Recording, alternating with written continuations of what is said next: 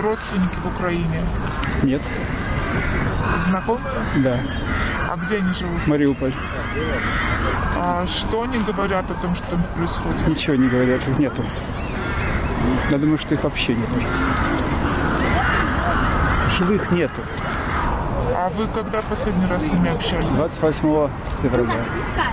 Украина ни на кого не нападала и не собиралась.